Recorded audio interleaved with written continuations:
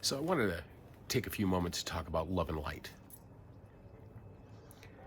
And as much as I'm into the love and light field, because I can see people for who they actually are, I don't mean that you willy-nilly discard yourself or anything else in that process. Because in order to see the light, you have to go into the darkness to shine that light upon it. And then the exact opposite is true. You have to go into the light and shed some darkness upon it. Because the road to hell is paved in good intentions, and vice versa. So, finding your darkness is extremely essential. That's why guys like Aleister Crowley, Eliphas Levi, they were seen as these demonic, scary entities because they were dabbling in the dark arts. But they weren't. They just knew something that we didn't. They had a book we didn't have. They may have been dangerous if they balanced the two. Because it's not about Jesus, it's not about Buddha, it's not about Satan, not about Hades. It is about the balance of all of those things simultaneously. Finding each piece and finding its reverse, and that's how you find love for people, because love is neither good nor bad.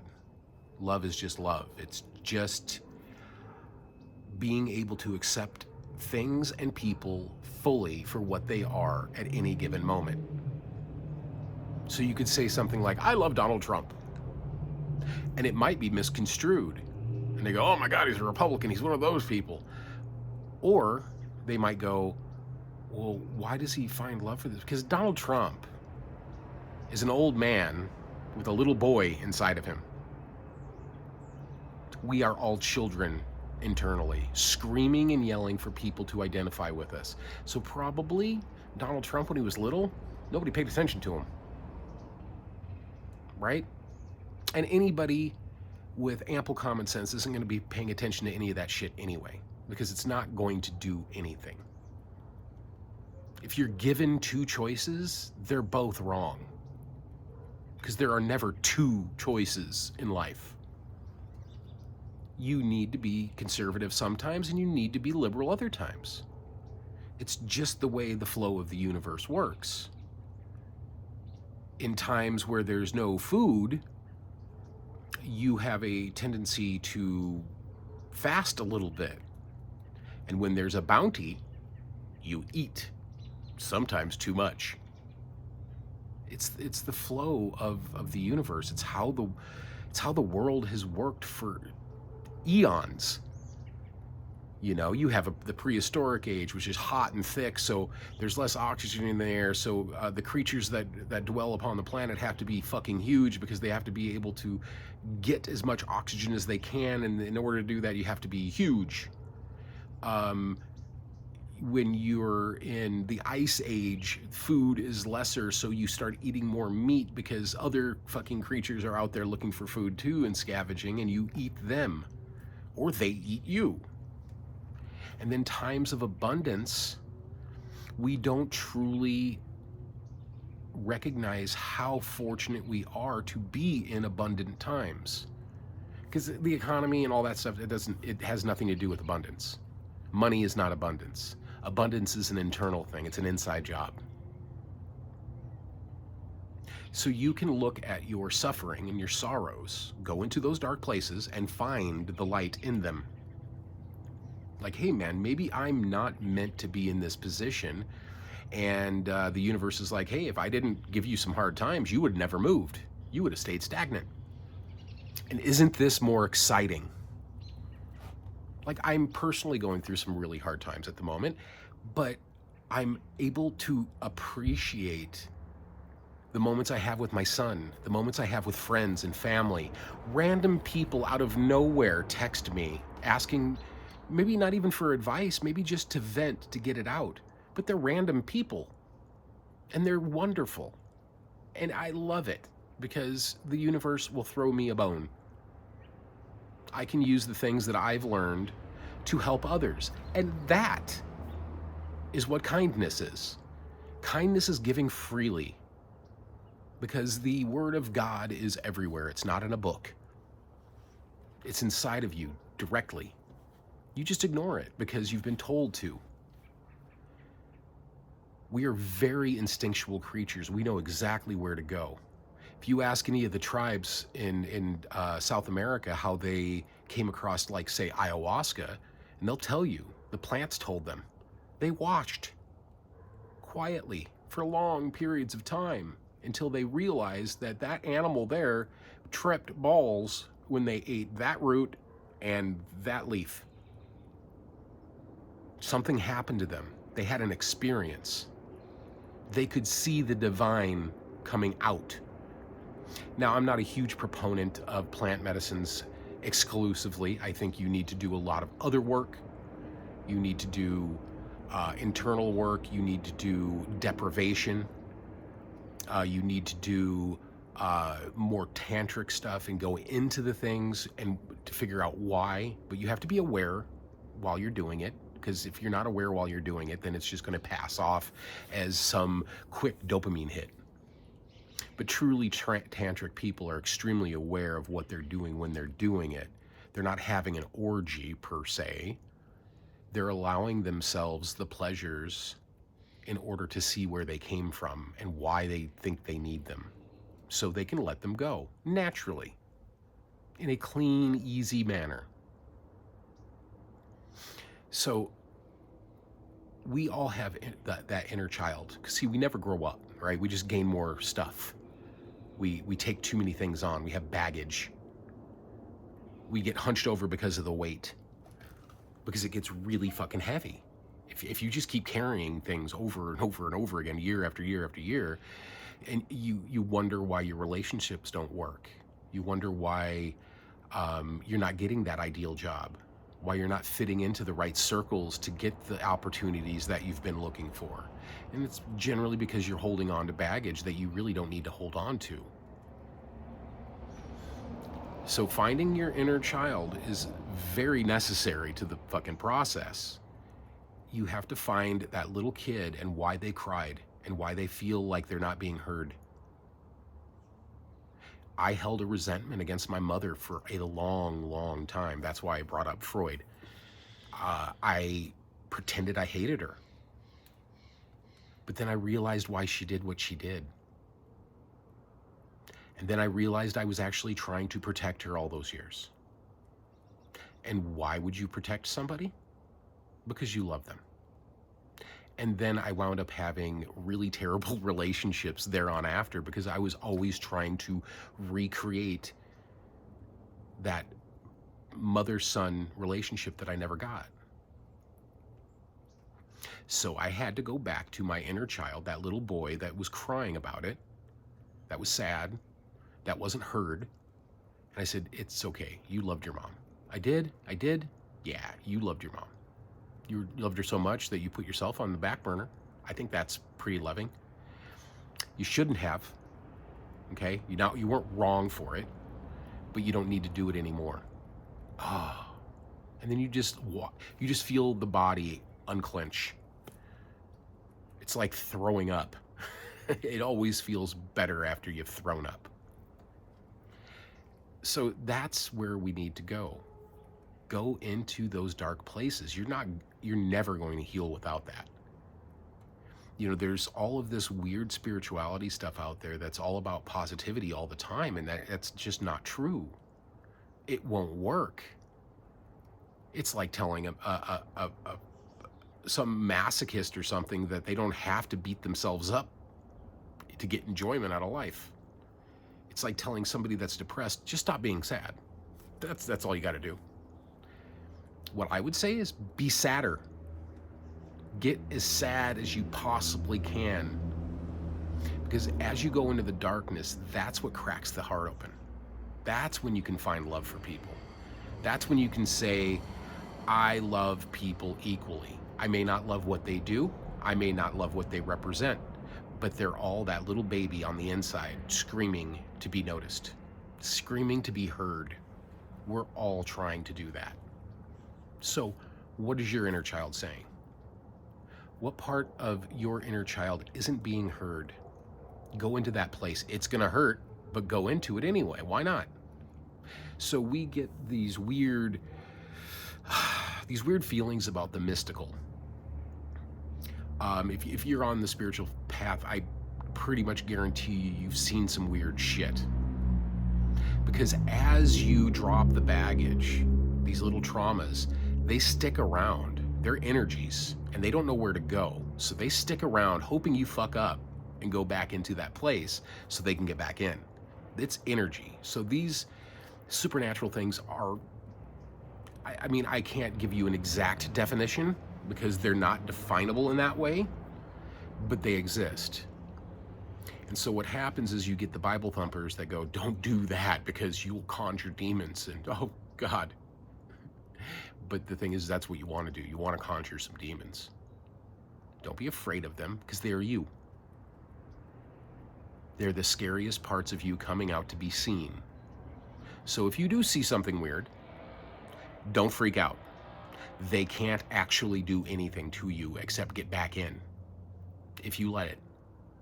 So if you have come to a conclusion about something, and you've allowed yourself to shed whatever emotion it is that you shed, and then you start dwelling on it again, those things are going to pop back up. And sometimes they're visual. Sometimes they're a sensual thing, but sometimes they're a visual thing. So if you happen to see a demon at the edge of your bed, don't freak out. Just go, what do you want? What do you need to talk about? And generally they don't want to talk. They just leave. They just want your fear. They want you to be so fucking afraid that you let them back in.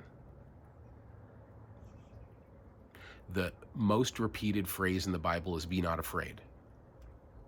And I'm not a Christian, but I like that. The reason I like that is because it's exactly true.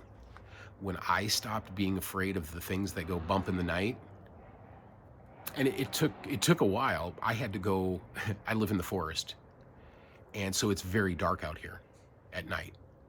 And so I had to come back here on my deck and sit in pitch black darkness and listen to the ruffling of leaves and the crunching of sticks and not flinch. Was it stupid? Absolutely, because I mean, there are wild animals, but the thing is, those wild animals in my area are generally raccoons. And they're just curious. They can be rabid, but they're generally just curious. So if you're afraid of the dark, sit in the dark. If you're afraid of the light, sit in the light. Wherever your fear is the path of least resistance, believe it or not. The scariest fucking uncomfortable part of you is the quickest way through. It really is. Because that's the place we dwell. And so when we dwell on those things, we think they're impossible.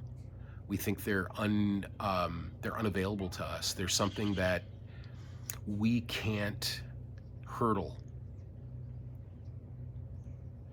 And that is a belief.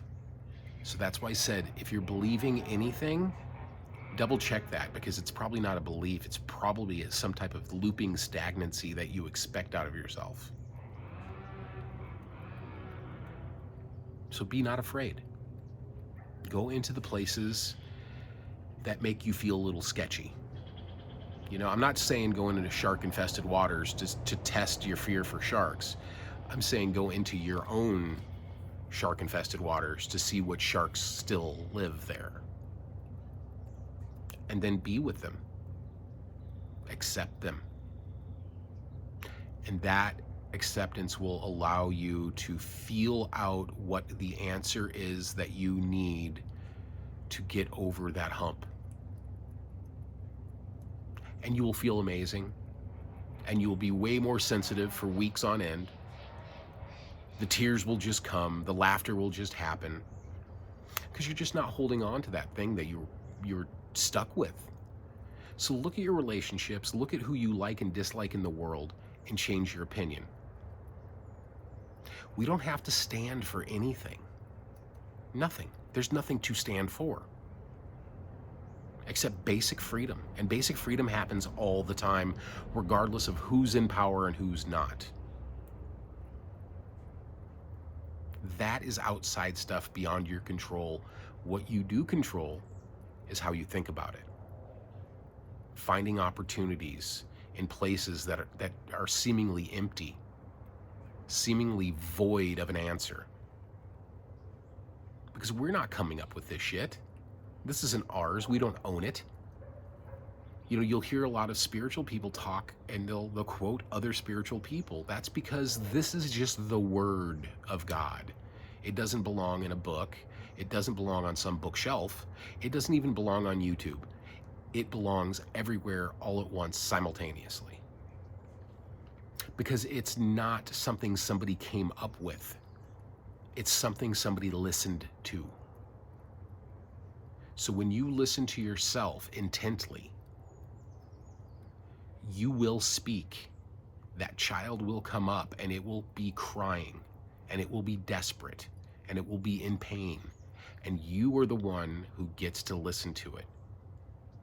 Hear it out, acknowledge it, go, yeah, stop telling yourself lies. Of course I loved my mother. Of course. But I pretended I hated her for a long time. Because of what she put me through was actually what I put me through. There are difficult people in the world. Absolutely. I have met a lot. And those are the people you can just kind of walk away from. You don't need to help everybody. You are not on this planet to take on the burdens of the masses. You are here to liberate yourself. And in your own liberation, others will be liberated too. Peace is an inside job. Happiness is an inside job. Sadness is an inside job.